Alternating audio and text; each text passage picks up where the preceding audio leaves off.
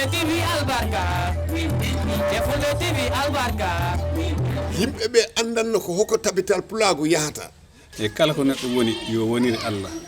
te ganden fof no wawo ha heede barke ala baaɗo barke Africa albarka modon Fulbe TV on jetama on juram hebe darani leñol Pulaagu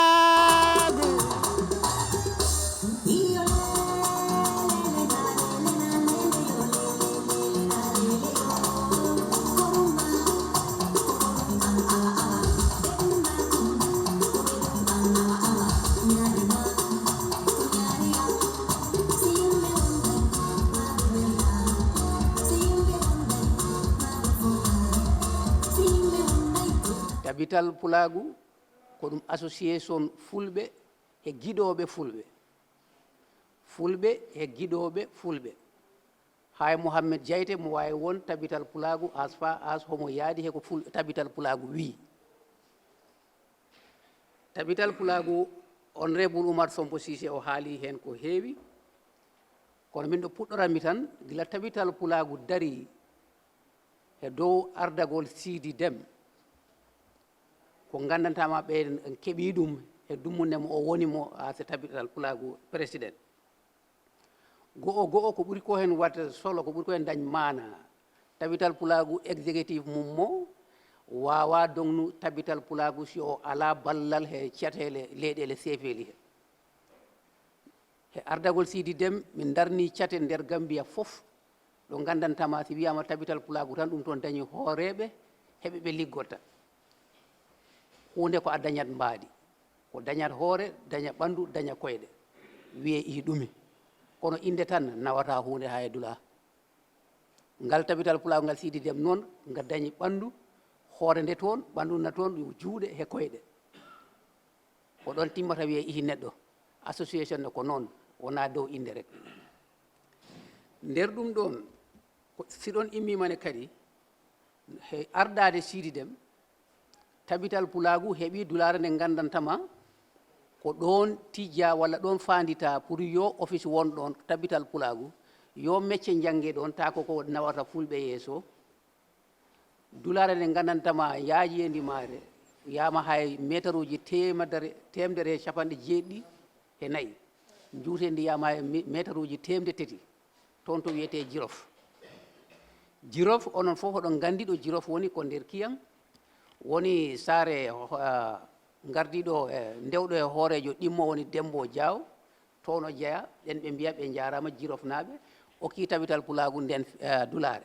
pour yo office darne ɗon yo place darne ɗon ɗo meccen jangguete te boɗon hen inchallah koko wonita si Allah jaaɓi te noon ko oɗo dari ɗen ko yo fulɓe jaaru yeeso ɗone ko ɓamtare nde gandantama heɓanoma e nder ko Sidi Déme ardi Tabital Pulaagu on jiima ko ɓooyani kadi min mbaɗi ɗo noddore mawde nde gandantama international fof arino woni meeting mawɗo mbaɗanoɗo ɗo wonne koye dow ardade eno Sidi Déme joni ko arde tan laɓɓinande mon Tabital Pulaagu huɗum nane Tabital Pulaagu international huɗum nane way ko ɓuri ko siiwu woni ko wiyete Tabital Pulaagu ngal Sidi Déme Tabital Pulaagu ngal Mamadou Madou oɗo noon addi probléme aji ɗi association na serti he gardiɗo ɗum association na serti he exécutif association ko association hoore mum memba suɓe ko ɓe memba suji hoore mum association na wawi nawde memba code memba na wawi nawde association code on hollirtamane association he gonɓe ɓeɗo ɗum serti kono gila ɓe mbatti ɗum wi ngal Sidi Déme ngal Mamadou Madou oɗo addi probléme aji ɗi Tabital Pulaagu no goba no haaliri ni Oumar Sompo Cissé waɗa registre 2007 waɗi mbiɓe jaada he ɗum ɗon ɓe dutti justice ɓe mbi kamɓe goni Tabital Pulaagu ɓe jiiɗi uddidde bukku kadi ɓe mbiye Tabital Pulaagu ɓe mbiya ɗum wawa won on tawi ɗo Tabital Pulaagu mo Gambia na waɗa registre eyyi ɓe certini tan ɓe mbi Tabital Pulaagu international si on nani Tabital Pulaagu international nak Tabital Pulaagu ko nder leyɗeje 26 nder Afrique ɗo Tabital Pulaagu na toon si a wi Afrique hande ko mbiyata Gambia Sénégal Mali contrat noon ha woni leyɗele nangam on waɗi Afrique si wiyama AU ko leyɗe contrat wona AU si wiyama ECOWAS ko leyɗe contrat wona ECOWAS joni noon tabital Pulaagu international ko tabital Pulaagu cate gonɗe he leyɗele he rendi on woni tabital Pulaagu international so on noon si neɗɗo udditi catal mum nder leydi o wi kanko woni international o ƴoyni hoore mum o ƴoyni hoore makko sabu international ko wan e hoorejo gooto e ngal leydi fof ko catal wawi heɓ ndeni kala catal heɓa président so nde luural ngal waɗi ha international nani luural ngal nder Gambia ɓe itti independent assessors ngaroɓe ta ɓe gandanama ko leyɗe ɓe immori ɓe ngari nder leydi ɗo kikkisade hoɗum yahata nder Gambia ɓe ngari ɓe noddi catal tabital Pulaagu ngal mbo Gambia ngal siidi dem yo min gaddu kayitaji amen ɓe jiya tabital Pulaagu ngal Mamadou Madou no yimɓe ɓuri ɗum andir ko mbimi ko ɗo ɓenne nodda ɓenne gaddi kayitaji maɓe ɓe ndaari ɓe immi ɓe ngari to amen ɓe ndaari ɓe lamdimin he komin keeɓi komin liggi he hono yimɓe ngoni ɓawo amen ɓe jeehi ɓe mbattono Mamadou Madou ɓe kooti ɓe mbi ɓe mbaɗi rôle tabital Pulaagu ngal siidi dem ɓe jaadata tabital Pulaagu international kalnan mon ɗum waɗi 2022 ɓe ngarno ɗo ɓe noddi min ɓe ndaari kayitaji amen fof ɓe ndaari kayitaji ɓeya ɓe ngari to amen ɓe jeehi to ɓeya ɓe mbi ɓe mbaɗi rôle ko minen ɓe liggota on 2022 January ɓe mbindi min letare yo min jaa meeting international meeting Dakar min Kebba Dem secrétaire général he hoorejo Sidi Dem jaano notoyade on meeting hawri he leyɗele goɗɗe ɗon kay mo wi han ɗon heɓtinaka ko wodi ƴoynuɗo hoore mum kono ko ɗum laaɓi tos min jeehi Dakar hoko wonno meeting o on waktu ta ko hoorejo Alpha Amadou mo Guinée on wonno hoorejo international o taw tamma ko o huuɓino hawi ko yahata duuɓi sappo congrès yahaka joni ko on wonno on meeting Dakar nde min jeehi Dakar committee waɗa select among members uji gonɗiɗi toon yoɓe liggo lebbi tati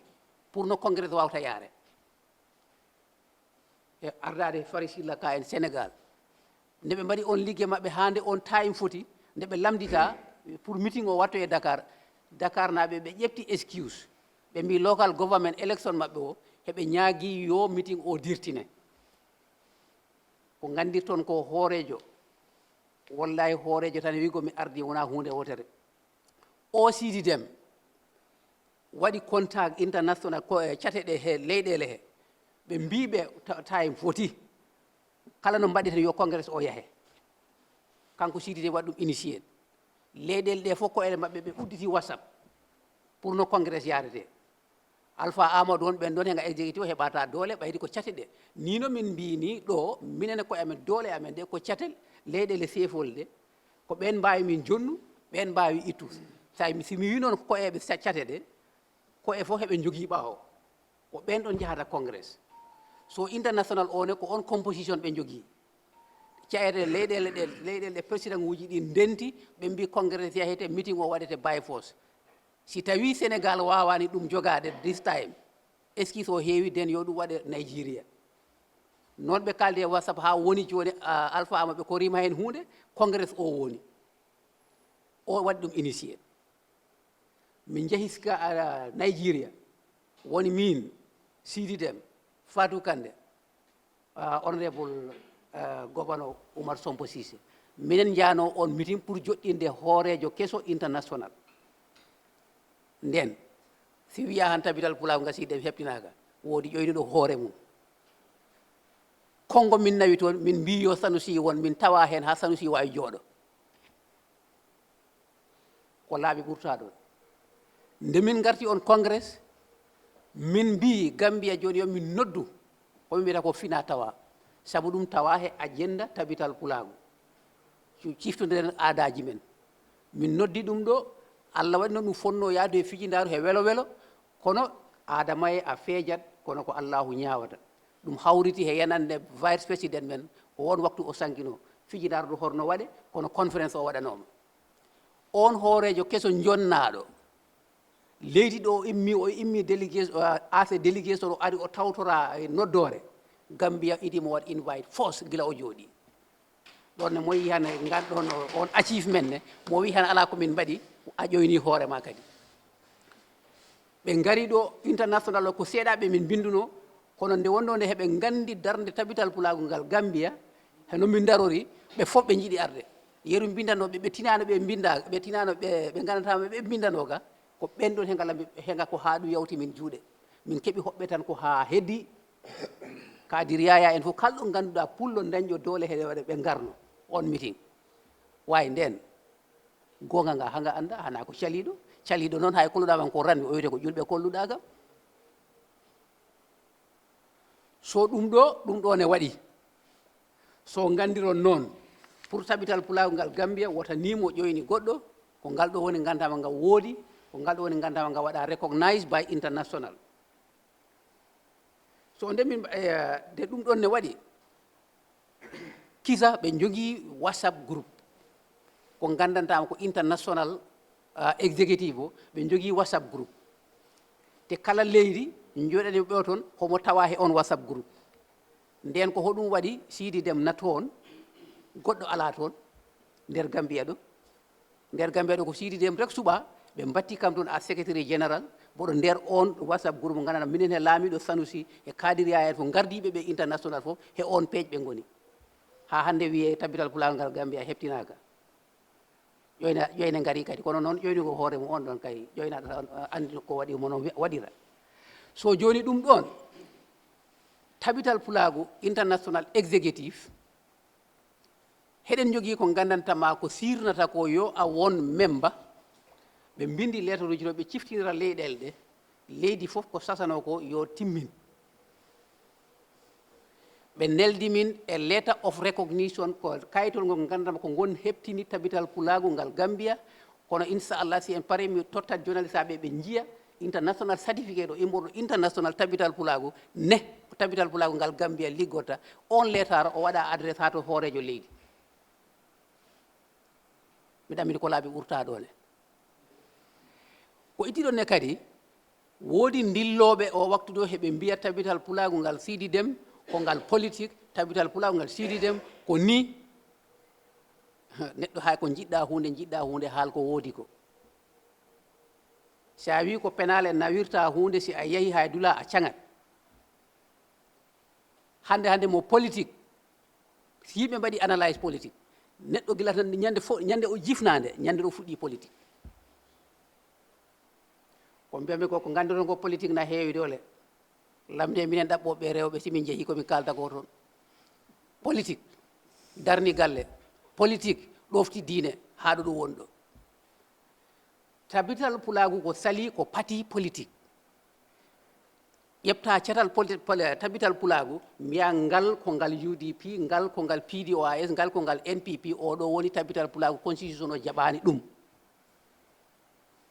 kono individually min hoore am min Kebba Dem boɗo dañi right droit wongo kala political party woni an woni goɗɗo kono si ɗum woni tabital pulaagu aɗa mofde ɗum wawa won parti wat play politique kono noon on constitution gooto wi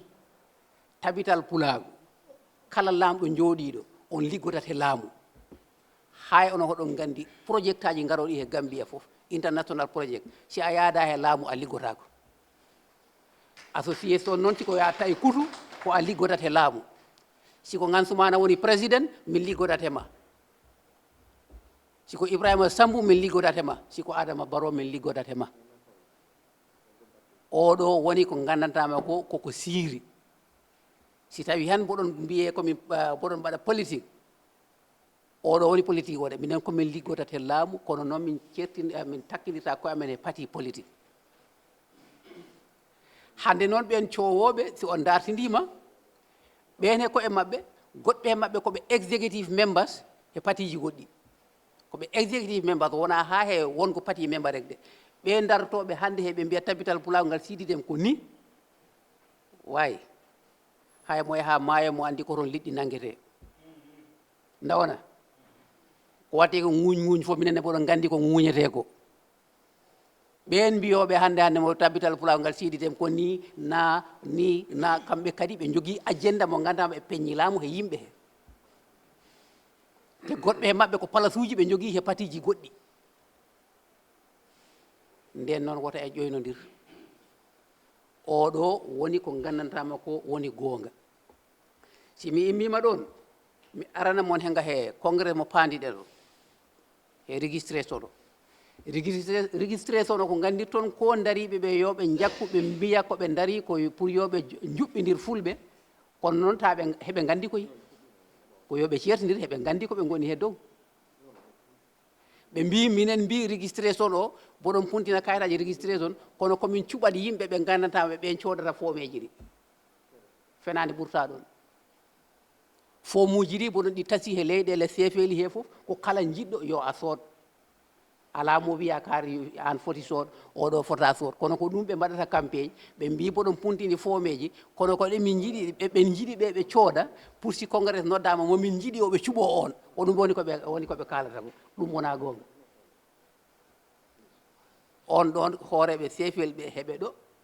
ɓe cettoto ɗum ɗon ko kala jiɗɗo fomo homoɗo yo a sood kono heɓe mbiya heɓe majjina yimɓe ɓe dow ɗon mi rentina yimɓe ɓe pour yimɓe gandira noon so congrès o ko décembre 29 e tati e balɗe ɗiɗi lewru wanditino nde hitande balɗe maɗo nogas e jeenayyi e balɗe maɗo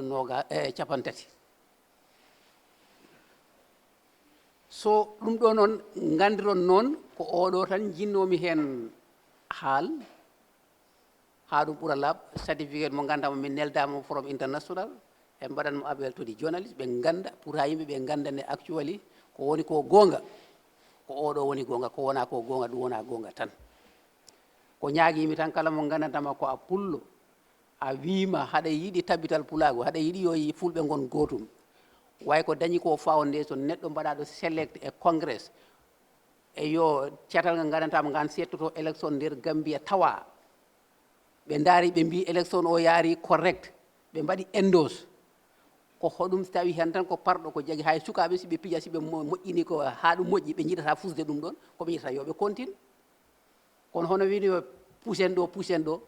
pusen Sare Samba e Sare Moussa darnen Sare Demba on ko feewi ala ɗon miijo moƴƴo ala ɗon so oɗo foundation o yeehi ha o heɓnama international ko kala jiɗɗo gotal yo ar ndenta membership certificate registration o no woodi joni noon congrès o enen fof eɗen gandi neɗɗo mo a wona memba a wawa suɓo a wawa suɓe si congrès yahama a ala toon kongo si a ala a waɗa registre oɗone yo yimɓe gandune ko noon ɗon ne yarata so ko raɓɓintinde haala tan ko oɗon jinnomi toon faw ha yimɓe ɓe ganda ko ni affaire o yarata tabital pulaagu ngal Gambia ko ngal gandantama nga jogui formalité wona kaaloɓe tan minen ko mbaɗoɓe min jogui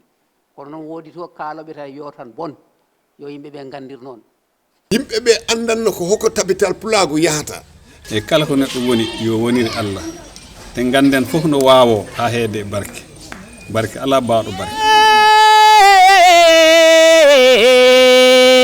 Africa albarka moɗon fulɓe TV on jettama on juram heɓe darani leñol Pulaagu